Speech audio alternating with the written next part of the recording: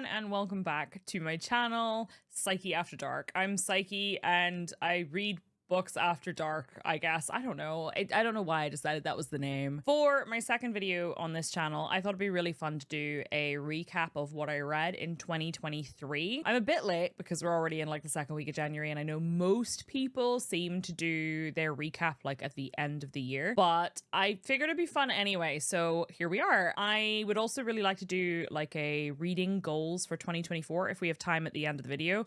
However, I'm going to keep this as brief as possible because the first time I attempted to record this, I spent like an hour just talking about books and stuff that I read last year. So I'm going to try really hard to keep this as brief as possible. I'm going to give like a brief overview of each book that I read and a rating. Yeah, I guess I like to talk, and I like to talk about books. Disclaimer, I am still working out how I do my own rating scale because when I read a book, I tend to do it based on how it made me feel, not necessarily whether it's a good book objectively, just whether I enjoyed it. Did I like it?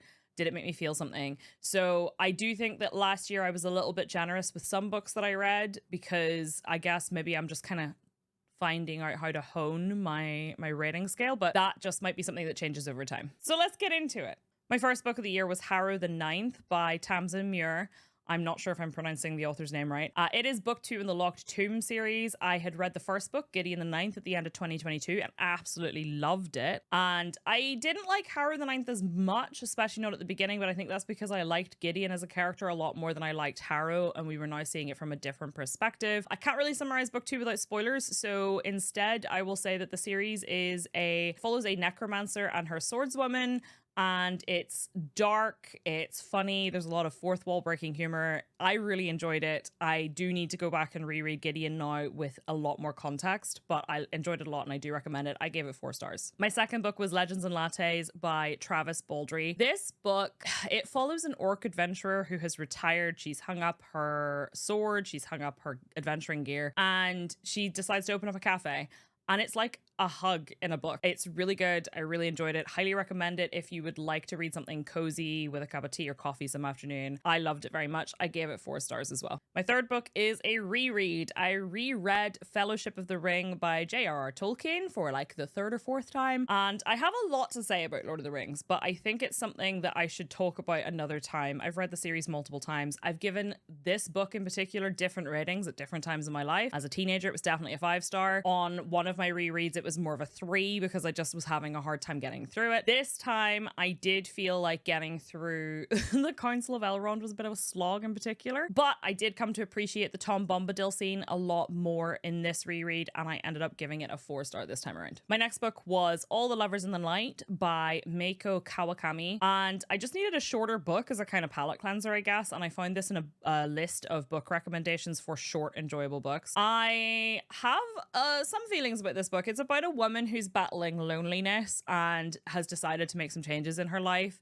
It deals a lot with misery and trauma, which was a bit of a difficult read at times, but I did still enjoy it. I liked much of it, struggled with other parts of it. I ended up giving it 3 stars overall, but I would definitely read other books by this author. My next book that I read was This Is How You Lose the Time War by Amal, El-Mohtar and Max Gladstone. And this book has a really funny story behind it, so if you aren't familiar with it, this is such a good story. It was released I think in 2019, but it had a weird resurgence of popularity last year because of a person who goes by the name of Bigolus Dickolus on Twitter, who posted a tweet about this book, and then the tweet went viral, and that's how I heard about it. I decided to read it with very little context because I had heard that it is an incredible read, especially if you're queer, so I thought it was great. I'd give it a go, and I'm so glad I did. It follows, without spoilers, the book follows the unconventional correspondence between 2 rival agents. There's a lot of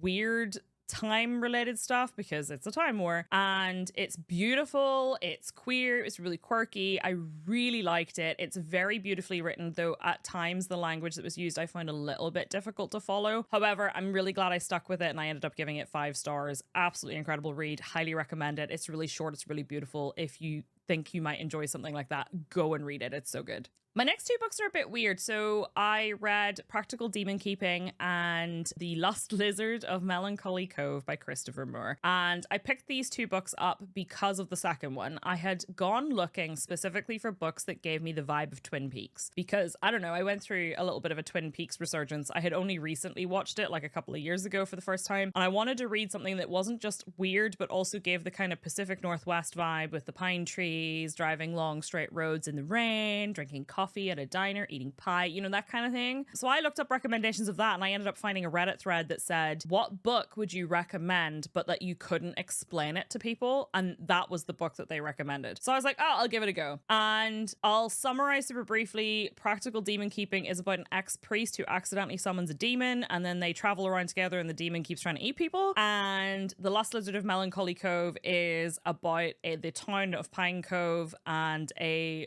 sea beast that crawls out of the water, and it like releases a pheromone that makes people feel uncontrollable lust and also lures them towards it so that it can eat them. And then an ex-actress ends up falling in love with it. It was very weird. I don't know how to explain it. I read these books very quickly. They were very quirky. I don't think I've ever read anything like them before, but I don't think I could necessarily recommend them. They had very unique storytelling, but some of the characters were portrayed in a way that just made me a little uncomfortable. And then in the second book, there was a character who used a lot of racial slurs, and in context, there was a reason for it, but I didn't really feel very comfortable with it. I'm not sure if it was supposed to be commentary on, you know, using racial slurs is bad, or if the author just wanted to use racial slurs. I don't know. It just made me feel weird. I wasn't sure about it, so I didn't really like that. So I ended up giving Practical Demonkeeping 3 stars and The Lost Lizard of Melancholy Cove 2. I think I was probably a bit generous there. It was a weird experience. I don't think I'd repeat it. My next book that I read was Fourth Wing by Rebecca Yarros, and it went super viral on Book Talk, but I wasn't actually on Book Talk yet. I read this book because a friend recommended it, and I have a lot of feelings about it. I enjoyed it overall. It's about a war college where the students all learn how to ride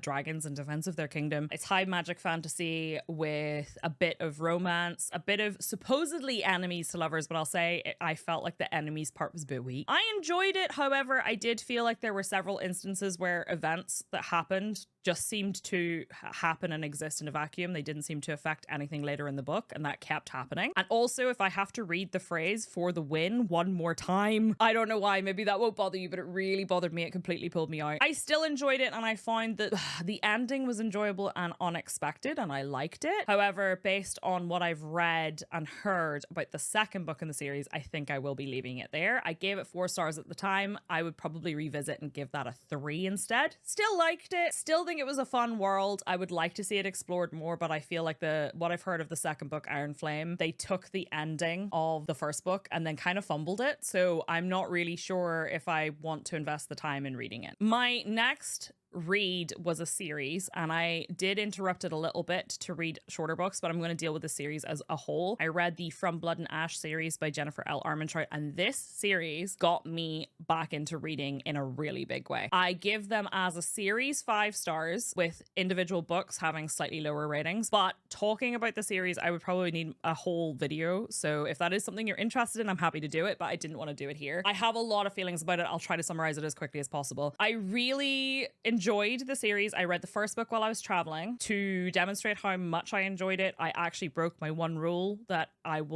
always say I will not read something in a car or on a bus or something because I get travel sick. I read the end of this book while I was on a bus on the way home from an airport. I even tethered to my phone to buy the second book and read it immediately because I needed to keep reading it. I enjoyed it a lot. The series follows Poppy. She's the maiden, which is basically a chosen one, and she lives a very solitary life, and everything she knows about the world that she lives in is called into question, and a war breaks out between 2 kingdoms. There's a lot of romance. It's kind of like a darker fantasy, not dark romance. There's vampire and werewolf adjacent, though the way the author spells vampire, I have questions. I really liked it. There was also spice. Is it the filthiest spice I've ever read? No, but it was good, and I really liked that. The world building is a bit shaky at times, in my opinion. I forgave that because it felt like the author was trying to show that Poppy doesn't know the truth about the world that she's in and is learning trying things all the time and things are being challenged. Her whole worldview is being challenged. It did still feel a little bit confusing, but I forgave it because the rest of the book I enjoyed and the characters I enjoyed. The love interest, super hot. Really loved that. He climbed to the top of my list of book boyfriends very, very quickly. I absolutely adore him. He seems to worship the ground that Poppy walks on, which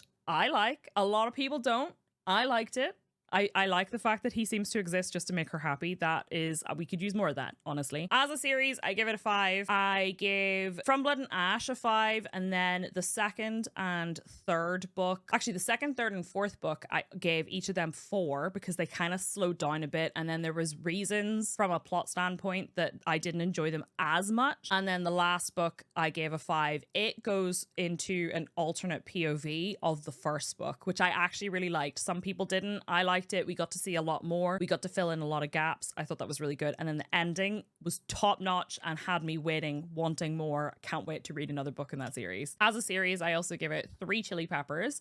It's spicy, but it's not like the filthiest thing I've ever read in my life. I thought it was still really, really good, enjoyable, really hot. And apart from some why choose vibes and a little bit of biting, it's not overly kinky, so I feel like a 3 chili peppers is pretty fair. Moving straight on to another spicy book, but it was actually just spicy. It's called Death's Obsession by Avina St. Graves. I read this book just because of its dedication, which was to the girls who think the Grim Reaper will fuck like a god. It was alright. I enjoyed it. It was fun. It was quite short. It was mostly smut, but it also dealt with a character who was experiencing grief and sadness and dealing with all of that kind of stuff. And I find it a little bit sad in places, but also kind of hot in places too. So I gave it 4 stars and 3 chili peppers for spice again. Next up was a book called The Witch Collector by Charissa Weeks.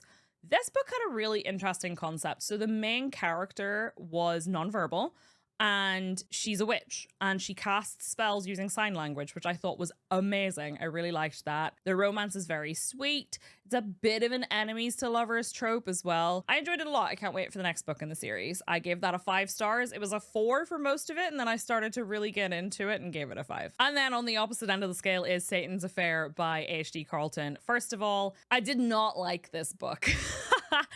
It's a prequel novella to the Cat and Mouse duology, which I have not read. That's Haunting Adeline and Hunting Adeline. And it features a character I believe you encounter in those books, and it's kind of like her origin story. I just learned very quickly I have some boundaries. I felt like I like dark fantasy and I like romance and I like spice. So why not dark romance and dark spice? Apparently I have some lines that I crossed because the gore and the violence just really turned me off. The spice was at some points enjoyable, so I gave it a 2-star overall, but I did not like it very much and I will not reread it. So I gave it 2 stars, 5 chili peppers. It was filthy, but some things in it just really made me uncomfortable. As a palate cleanser, I then went on to The Pumpkin Spice Cafe by Laurie Gilmore. I needed something that was just cozy and comfy, and because it was autumn, this sounded like a really nice opportunity. It is pretty much Gilmore Girls, the book, which is really funny since the author's name is Laurie Gilmore. It follows a woman who takes over her aunt's cafe in a small town, and she falls in love with a hot farmer. It's a little tiny bit spicy. It's a contemporary romance, which I don't normally read. I tend to, if I'm reading romance, it's going to be in fantasy, it's going to be in sci-fi. So it was a bit different for me, but I still enjoyed it. I gave it 3 stars. I would say 1 chili pepper. It was fairly mild, but still a little bit spicy. I am now going to also talk about a series of shorter books that I read interspersed between my read of Throne of Glass, which I will be talking about last because I rounded out my year with it, and then one other book at the end. But I'm going to talk about all of the shorter ones that I read in between now so that we can talk about Throne of Glass as a whole. So my first would be Bitterburn by Ann Aguirre. I love Ann Aguirre. I read some more kind of sci-fi spacey books that she's written, including Grim Space and that whole series. Really loved those. They're very enjoyable. Very easy reads, but really fun. So I thought I'd try a gothic fairy tale retelling of Beauty and the Beast. This is more what if Beauty liked Beast the way he was and didn't want him to change, which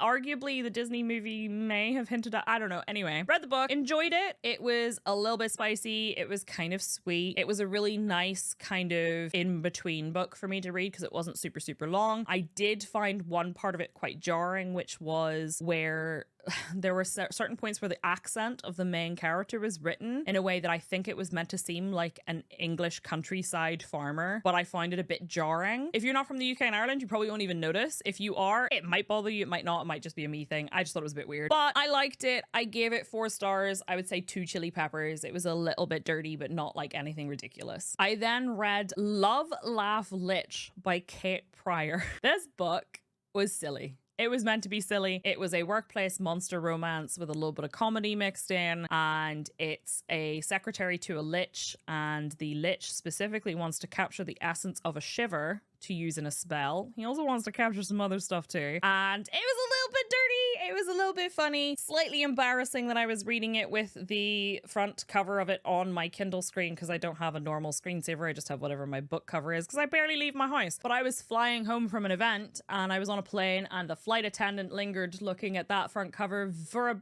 lot longer than normal. And I looked down and realized what it was and was like, flip the Kindle over.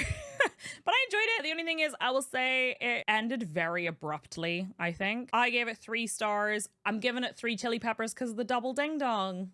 I then read Scream for Us by Molly Doyle. Let me just say, I love me a masked man, okay? I can't help it. So I loved this book. It was very short. I read it in one sitting, one evening, close to Halloween, had a good time with it. It's a young woman at a Halloween party, finds herself captivated by 3 masked men. Lots of smuttiness ensues. It was fun. It was also a little bit violent, but I find that it was a little bit more like kind of, what's the word? Like a campy horror movie violent rather than like just pure gore. I enjoyed it. I gave it 4 stars and 4 chili peppers. It was fun. On the opposite end of that scale, Carving for Cara by Melissa McSherry and Dana LeeAnn, I did not like. I picked it up and learned that I have some boundaries that I do not find hot. There were a lot of reasons I didn't really like this book. I didn't like, the main character talked constantly about how much she liked pumpkin spice lattes. And I thought that was just really weird. And then the love interest, if you could call him that, was creepy. He was cringe and he was a hacker, but like he was like a really bad hacker. Like it didn't make sense. My partner works in cybersecurity. That may be a me issue. It did nothing for me. I did not find him hot. I found him weird. And then there was a little bit of a like kind of violent, gory scene, including when he left something for her on her doorstep. I did not like that at all. I gave it 2 stars because I did laugh at the scene in the cornfield at the end, but that's about it. And now my Roman Empire, we have to talk about Throne of Glass, which was my first time reading this series. And I want to talk about it all the time now. So this is the Throne of Glass series by Sarah J. Maas. I gave it as a series 5 stars. I would say pretty much every book except 2 out of the 8 was a 5-star rating for me, just for the feel. I gave 1 or maybe 2 of them a lower rating, and I will explain in a second. The series follows a young assassin, Selena Sardothian, and it goes from a very micro look at her experiences, taking part in the King's Challenge and becoming the King's Assassin, to a whole kingdom at war. It has an amazing ensemble cast. I liked so many of the different characters. We get different POVs throughout the series. And I loved the main character with my entire heart. She very quickly became one of my favorite characters of all time. I loved her. I loved her motivations. I loved the insights we got into her character. I really, really liked her. And the series tore me apart in the most beautiful of ways. I very solidly stand by starting with the prequel book, which is called The Assassin's Blade, as your first point into the book. There is a lot of controversy about whether you should read it first, read it third, read it fourth. Some people talk about how the book was published after part of the series. However, it's worth noting that the first couple of prequels were actually published, I think online possibly, before the series was released. So I feel pretty comfortable with it, but the main reason I decided to read it in this order, because the first time I attempted to read the series, I started with Throne of Glass, which is technically the first book, and I just didn't care enough about the character to actually get into it. So I didn't care about her motivations. I kind of found her a little bit annoying, and I found the story a little bit boring to start with. So this second attempt, I went back, I started with the prequels, absolutely loved them. They were a lot shorter, they were snappier. I met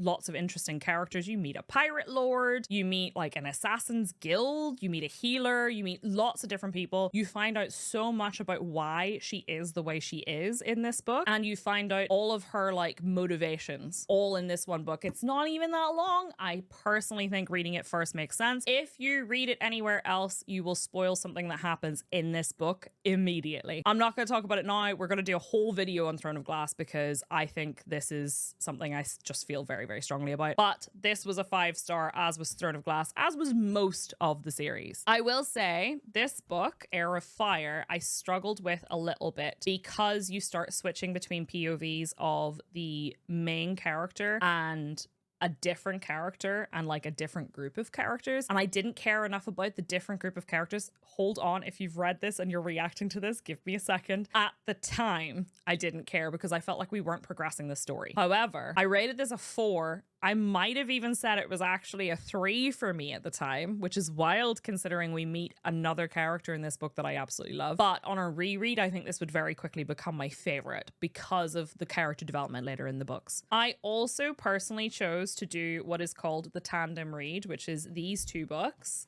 Empire of Storms and Tower of Dawn. The reason I chose to do this is because this is technically the order they come in, is you're supposed to read Empire of Storms first and then Tower of Dawn.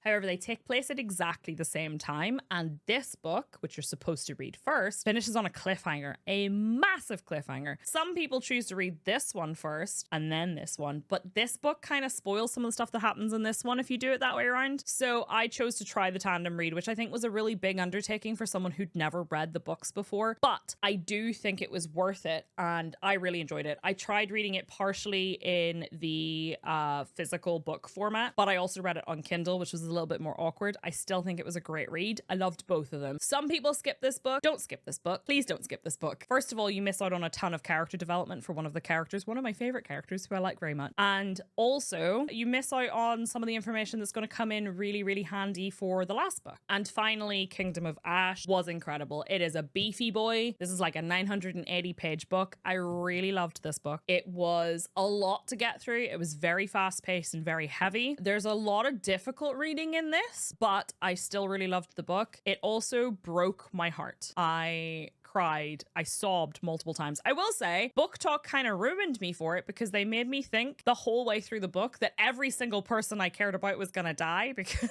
they kept talking about it like everything horrible happens, and it made me cry. It did make me cry, but I feel like it was a very good book and it had a very good and very satisfying wrap up. I cried at the end because the ending was beautiful, but also because I was so sad that it was over and I didn't want it to be over. And I realized that I'm never going to get to read this book series for the first time ever again, and that was really, really sad. I was crushed. I actually went to my partner's door while he was working and knocked on his door and was like, I need a hug.